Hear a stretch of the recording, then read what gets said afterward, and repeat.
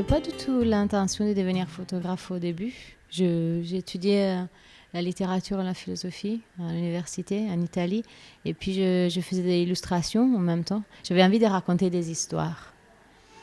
Et je pensais que j'aurais fait ça à travers l'illustration. Après, je me suis rendu compte que pour moi, l'illustration manquait du terrain.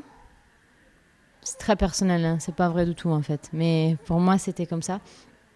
Et du coup, donc, du côté social, du côté découverte, du côté voilà, relation avec l'autre, quoi. Et donc voilà, la photographie est une évolution de cela, d'un besoin de raconter des histoires à travers, d'un côté, la relation avec l'autre, de l'autre, le côté, comment dire, artistique ou créatif, d'interpréter cette rencontre d'une façon ou d'une autre.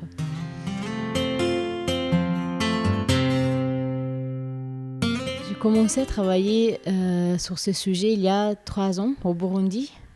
Un peu par hasard, je suis tombée sur les femmes qui souffrent de fistule obstétricale, qui est une conséquence d'un accouchement, d'un long travail plutôt, qui porte à l'incontinence. Donc des très jeunes femmes qui sont incontinentes, qui sont complètement isolées de la société, de la communauté, donc qui vivent pendant 5 ans, 10 ans, 30 ans parfois, complètement isolées, rejetées par leur mari et leur famille et tout.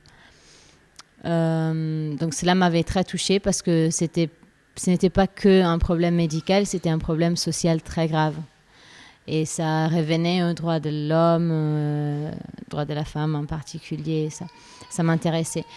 Par après, j'ai continué à travailler sur ce sujet au Congo, sur la santé maternelle et sur le manque d'accès aux soins des femmes pauvres. Et à ce moment-là, j'ai commencé à m'intéresser.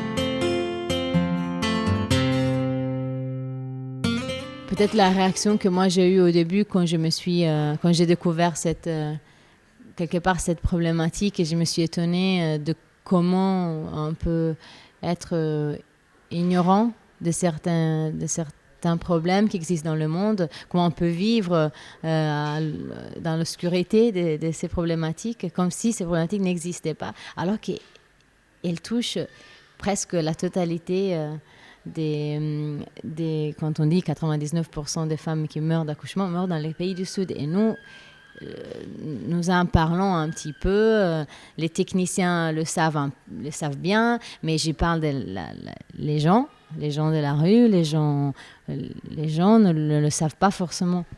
En fait, la mortalité maternelle est la deuxième cause de mortalité des femmes en âge de procréer au monde, après le VIH. Donc, on ne dirait pas ça, on n'y pense pas, parce qu'ici, dans notre monde, on meurt plus de grossesse, d'accouchement, des problèmes liés à cela. Donc, on ne se pose même plus la question. Aussi, l'OMS dit que 70% de ces morts, de ces décès, sont traitables ou évitables. Ça veut dire que ces femmes meurent de banalité, d'une infection complètement évitable, d'un manque d'attention.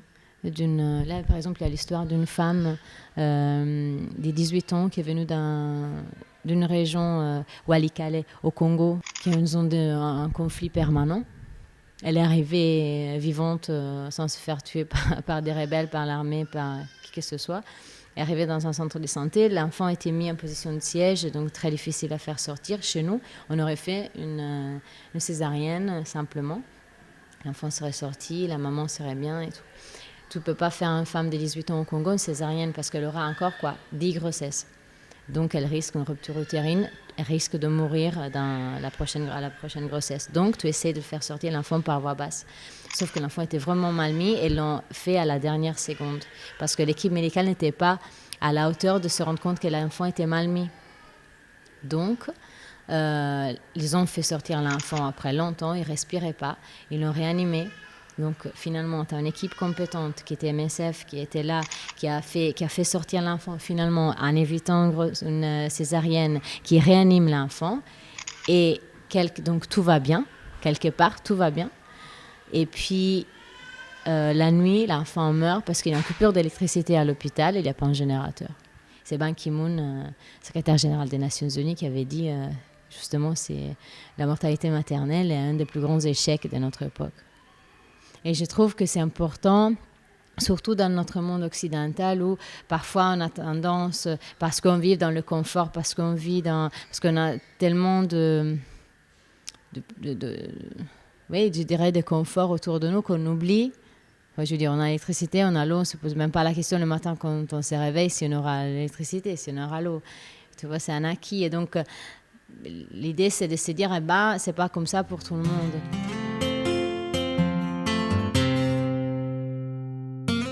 Ce projet a commencé au Burundi, donc en Afrique subsaharienne, et au Congo, en République démocratique du Congo.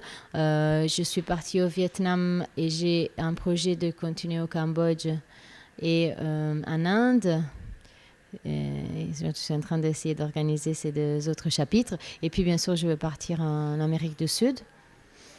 Et puis le projet aura un chapitre de clôture qui sera sur un pays du Nord pour voir la différence. Non pas à l'entendre, non pas à parler des chiffres, des millions, des milliards, etc., mais de voir ce que vraiment ça signifie d'accoucher en Colombie, au Congo et en France. On dit qu'une femme dans l'Occident urbanisé, mais au maximum 8 minutes pour arriver à un hôpital. Au Congo, une femme marche seule dans la brousse au 9e mois de grossesse pendant des heures, pendant la nuit, pendant des jours, parmi des groupes rebelles qui s'entretuent, sous la pluie, etc., etc. Elle ne sait même pas si elle arrivera vivante au centre de santé, elle ne sait même pas si elle va le trouver, le centre de santé. Et elle ne sait pas si elle trouve le centre de santé, s'il y aura un médecin qui sera à la hauteur de la suivre au centre de santé. Donc, je crois que c'est vraiment important de savoir et de voir cela.